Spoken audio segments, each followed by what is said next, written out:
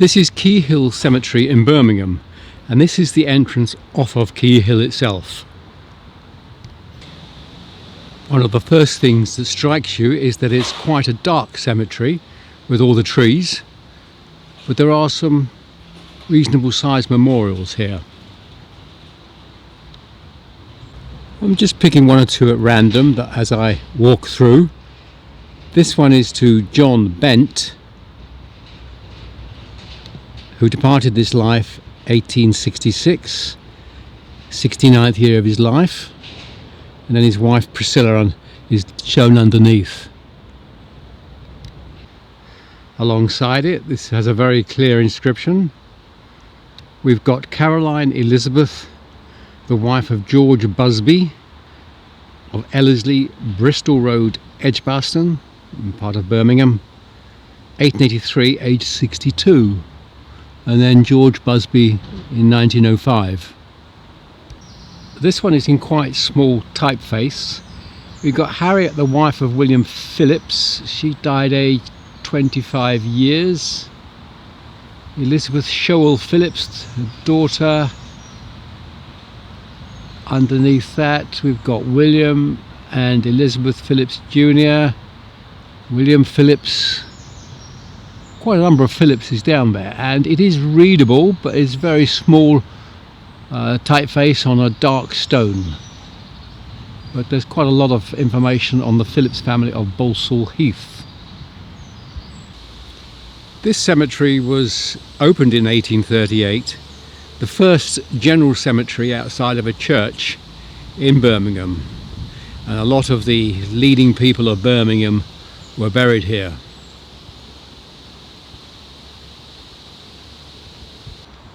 This is a little different. It's very substantial. Seems to be a red sandstone, but unfortunately the name plaques on several of the sides have not weathered at all well. However, on this side we can see that it is to George S. Cox and Emma Cox, his youngest daughter, and then Theodore Cox. So this is a Cox monument, but many of the panels have disintegrated.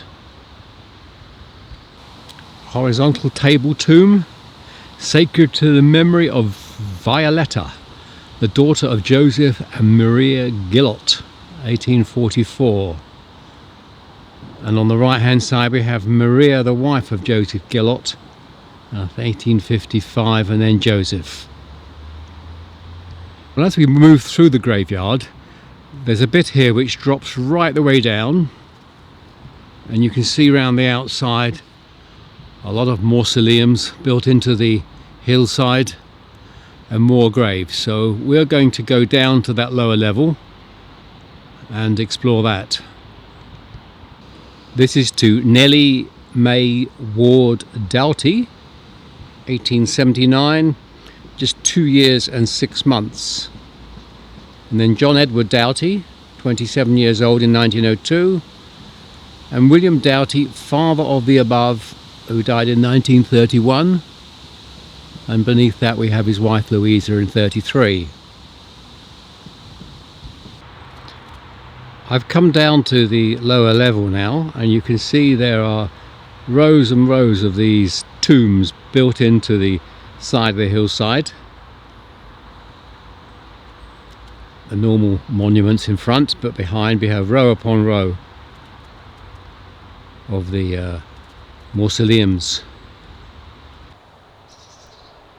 As we start moving around, we see all these plaques on the wall with a lot of detail, but because they're directly underneath the trees, they've got this green moss, lichen, whatever growing on them. They will probably be readable with some effort, but are not directly readable without some cleaning work done. Now we can start to see the bricked up tombs, some of them now completely anonymous, others with plaques. We'll have a go at reading some of those as we walk along the line of tombs.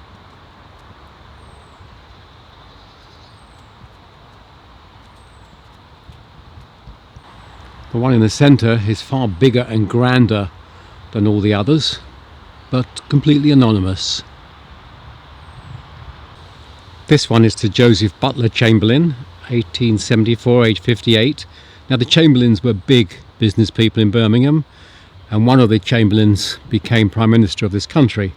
So this will be a close relative of that Joseph Chamberlain. There's a newer plaque on this one. At the top it says Richard Hasluck, but it lists 14, 15, 16 different names down there. Right down the bottom we've got Sidney Van Dyke Wilberforce, a very grand name, and right the way down to the bottom to Henry Van Dyke. There's a whole family history listed on this memorial. Directly opposite these are some large tombs. Walking past them, we've got John Griggs on that one, we've got Robert Myers Wood on the left hand one, and there's a big horizontal one here, table tomb Edward William Barnsley.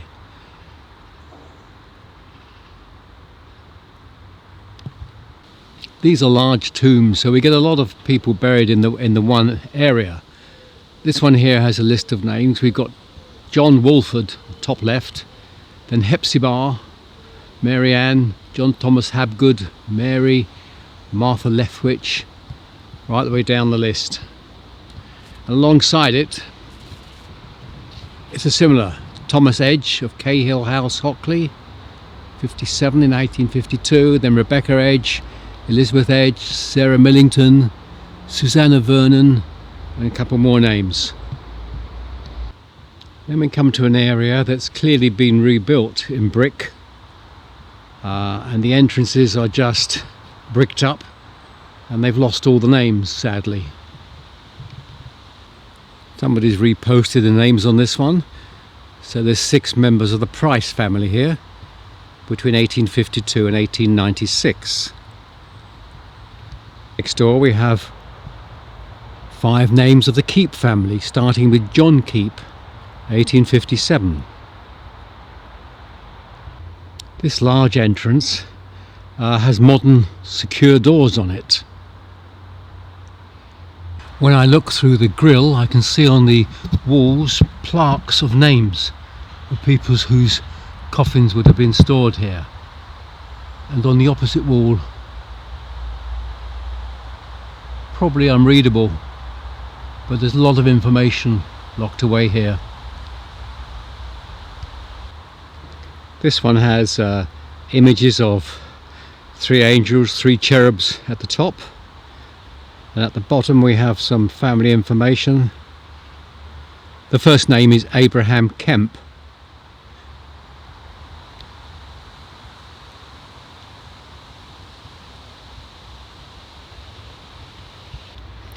And on the other side of the path, stones and trees, so much to have a look at.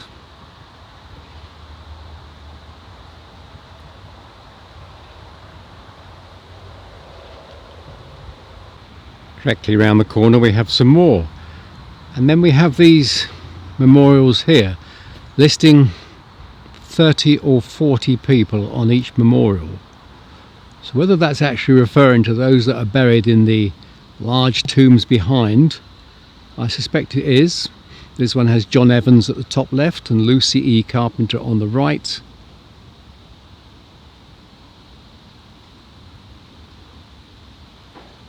It's just possible these are what they are called in the North Guinea graves, where people couldn't afford a full memorial, so they paid a guinea to the stonemason to put their beloved's name on a common memorial, and the body was buried in a common grave. There's another one next door to it. Starts with Ada Ellis. On the right hand side we've got John Allen. And here's another one. William Cowley at the top left and Timothy E. Edwards at the top right. But if we look down the list of names and the dates, we see that they're in consecutive order, in date order. So we're starting at the top, 1899, and the bottom right ends up at 1900. So I think these are what is known up north as guinea graves. Nearby are just row upon row of these memorials. Not always easy to read.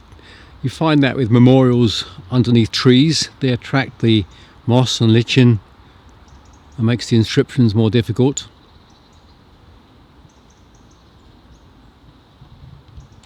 Let me just pick a couple at random that are readable. Alfred Harding Richardson died 1914, aged 64, and his beloved wife Sarah, 1933. This one is to Edward Tovey, 1910, aged 14 months. Edgar Tovey, 1924. Can't get his age on that one. And then Edward Tovey, 1944, and his wife Ellen at the bottom, 1954. So this is the Tovey family. This one is to John Perks, the husband of Sophia Perks, 1903. A patient sufferer, gone to rest. Well, it sounds as if he had a long-term illness. Walter, son of the above, died aged 6 years and 6 months. And then Sophie herself, who lived to be 85. Tucked away in the graveyard is the War Memorial. Not the most impressive. It has some 40 names on it. And again, because it's under the trees, the inscriptions are not easy to decipher. So this is the War Memorial, World War I, I believe, rather than Second. Along here we have a whole row of stones, which I'm going to call the guinea graves. I've no idea whether that was the cost here to have your beloved's name put on a stone, but this one here has a whole list of names running down it, and so for 3 or 4 of these memorials behind. This one here is more easy to read than most, and the dates all seem to be 1913-1912 period. Hannah Eliza Webb at the top left, Thomas Emery on the top right, and the names running all the way down, so that people are remembered even if they are buried in a common grave. I've just found 3 of these war graves. This one is Driver A.E. Barrett, Royal Army Service Corps, 1945, age 28. Underneath, his family have added, though we smile and seem carefree, no one misses him more than we. This is to Sapper A. Voice, Royal Engineers, 1943, age 22. Right against the far side is this one to Aircraftman 2nd Class A. Smith, Royal Air Force, 1941, aged 30. If you're hearing background noises, then we are in the city. Close by is a railway line and a tram route and some traffic.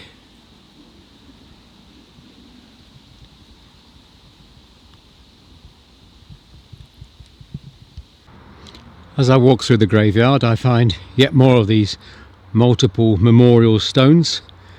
This one, 1909, and it's nice to see that it appears to have been repaired. A very substantial stone here, but it hasn't weathered well. In front there appear to be 2 maidens, mournful maidens with their back to back. The main inscriptions on the top are completely worn away, but somebody has redone one particular name, and this is Thomas Siviter Smith.